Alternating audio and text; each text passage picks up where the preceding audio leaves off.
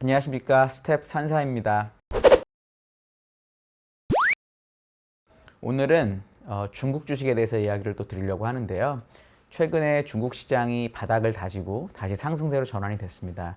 특히 헝다나 여러 가지 이슈 때문에 중국 시장에 대해서 많이 걱정을 하셨지만 지금 외국인 자금 동향을 보면 외국인들이 지속적으로 중국 주식에 투자를 하고 있는 상황입니다. 그래서 저희가 이번 시간에는 외국인들이 어떻게 중국 주식에 투자를 할 수 있고 그리고 현재 현황은 어떤지를 알아보기 위해서 저희 정정희 연구원 다시 한번 모셨습니다.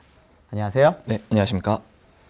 네, 지금 사실 외국인들 투자가 되게 중요하잖아요. 네, 맞습니다. 중국이 망할 것 같다 이런 얘기 많았지만 외국인들이 계속 투자를 하고 있는데 외국인 자금, 제일 먼저 제가 보기엔 알아야 될 것 같은 게 외국인들이 중국 주식에 투자하는 방법이 어떤 건지를 알아야 될 것 같아요. 특히 QF, RQF, 후강통, 선강통 뭐가 많은데 이런 거 개념 어떤지 좀 설명해 주시죠. 네. 일단 중국 주식이라고 말씀을 드리면 사실 너무 복잡하게 좀 받아들이시는 게 많으셔서 좀 간단하게 설명을 먼저 드리려고 합니다. 외국인들이 중국 주식에 투자할 수 있는 방법으로 크게 이제 QF, RQF와 후강통, 선강통 이렇게 좀 나뉘어지는데요. QF, RQF는 지금 저희가 가장 많이 듣고 있는 후강통, 선강통보다 조금 더 일찍 도입된 제도입니다. QF 같은 경우는 2002년도에 이제 도입이 되기 시작했고요. 외국인 적격 기관 투자자라는 이름으로 일단 먼저 중국 정부가 기관 투자자들을 대상으로 먼저 중국 시장을 개방을 해준 겁니다. 그러다 보니까 기관 투자들이 우선적으로 투자를 시작할 수 있었고요. 그다음에 2013년에는 RQF라고 해서 이제 QF 제도에서 앞에 R renmin비라는 위안화를 좀 도입을 할 수 있게끔 만든 제도입니다. 그래서 2013년부터는 RQF까지 진행이 되고 있어서 일단 우선적으로는 기관 투자자들부터 2000년대 초반부터 이제 중국 시장에 들어오게 만들었고요. 그래서 2020년 말 기준으로 QF 자격을 받은 기관 수는 전 세계 558개이고요. 우리나라도 46개 정도에 달하는 것으로 알려져 있습니다. 그리고 QF와 RQF가 기관 투자자들을 대상으로 한다라고 하면 아까 말씀드린 후강통과 선강통은 이제 개인 투자자까지 범위가 넓어지는 것입니다. 그래서 후강통 같은 경우에는 후는 앞에 상해를 뜻하고요. 강은 홍콩을 뜻합니다. 그래서 후강통은 상해와 홍콩의 교차 거래로 봐주시면 될 것 같고요. 선강통에서 선은 심천을 나타내고 강은 똑같이 홍콩을 나타냅니다. 그래서 선강통은 심천과 홍콩의 교차 거래라고 봐주시면 될 것 같아요. 그래서 후강통은 2014년 말에 개통이 됐고요. 선강통은 2016년 말에 개통이 됐습니다. 그래서 지금 한 6년에서 7년 정도 운영이 안정적으로 되고 있다. 이렇게 봐주시면 될 것 같습니다. 아, 그렇군요. 네, 말씀하신 것처럼 개인들이 투자할 수 있는 방법은 후강통하고 선강통이 있다고 했는데 요게 시장별로 좀 차이가 있습니까?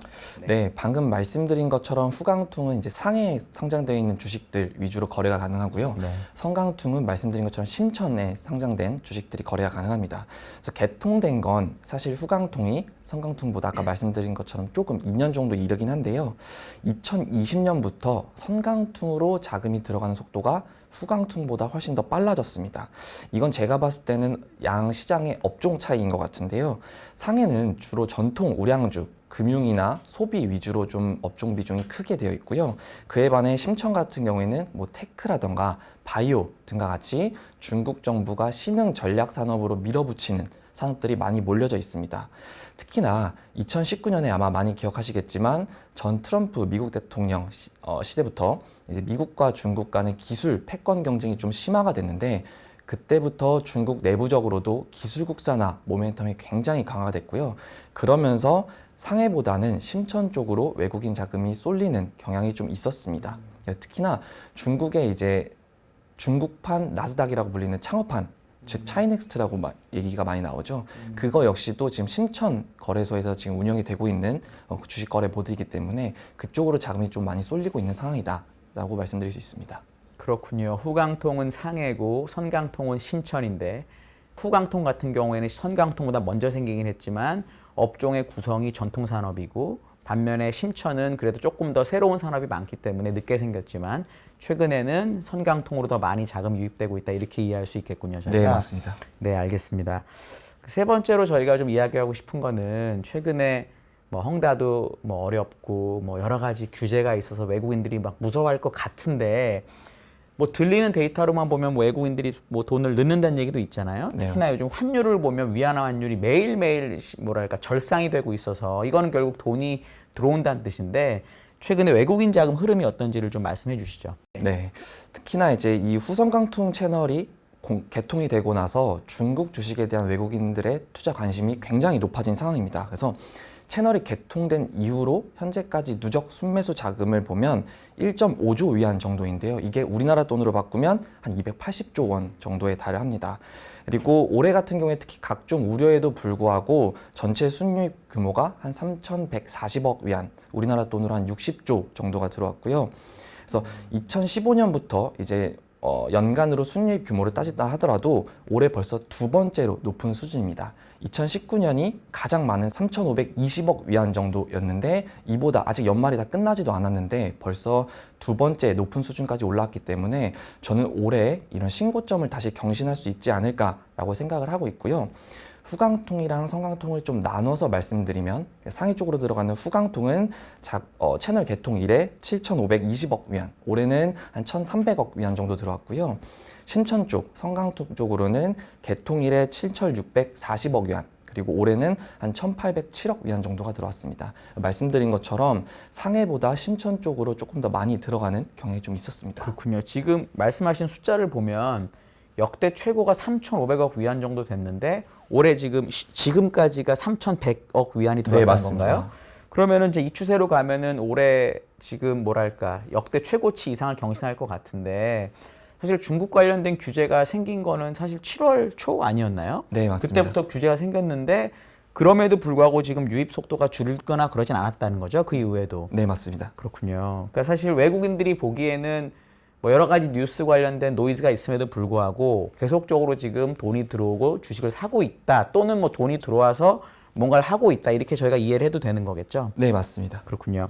사실은 올해 이만큼 많이 들어왔다는 건 저희가 알겠는데 그러면 이제 제가 지금 잠깐 말씀드린 대로 만약에 7월에 규제가 있었는데 그 전에만 왕창 들어오고 그 다음에 빠지면 사실 외국인들이 좀 규제를 걱정하는 거잖아요. 네, 맞습니다. 그래서 올해 1년으로 봤을 때 월간이나 이렇게 봤을 때 추이는 어떤지 좀 얘기 좀 해주시죠. 네, 올해 내용을 조금 더 말씀드리면요.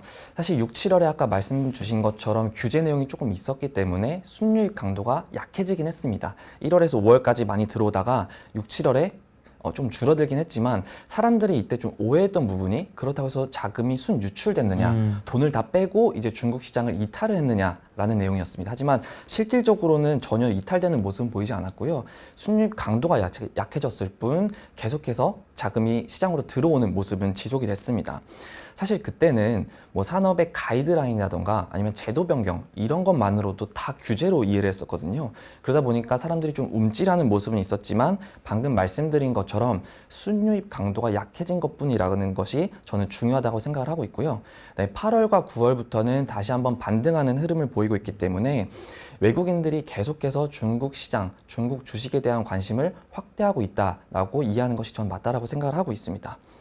그래서 이 부분에 대해서도 저는 뒷부분에서 한 번 더 말씀을 드리겠지만 외국인들이 중국 주식을 바라보는 관점이 사실 국내 투자자분들이 많이 우려하고 걱정하는 것보다는 훨씬 더 긍정적으로 바라보고 있고 계속해서 중국 시장에 투자를 하려고 좀 기회를 모색하고 있다라고 봐주시면 될 것 같습니다. 그렇군요. 저희 마지막으로 한 가지만 더 말씀을 좀 듣고 싶은데 사실 지금 중국 증시 전체에서 외국인들이 차지하는 비중은 그렇게 크지 않다고 저희가 알고 있잖아요.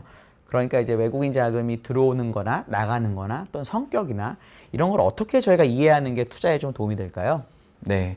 사실 저는 외국인 자금을 굉장히 좀 중요시 보는 편인데 실제 전체 시가총액에서 비교해 본다면 한 3%에서 4% 수준밖에 되지는 않습니다. 그래서 우리나라처럼 외국인의 수급이 절대적으로 증시에 영향을 미치는 것까지는 아니지만 왜 외국인 자금을 제가 중요시 보냐면 중국에서는 이 외국인 자금을 스마트 머니라고 해석을 하고 있습니다. 이 스마트 머니를 뭐라고 해석을 하냐면 물론 규모는 크지 않지만 중국 증시의 방향성, 그러니까 앞으로 좀 자금이 많이 유입될 것인지 혹은 빠져나갈 것인지에 대한 선행 지표로도 이용이 되고요.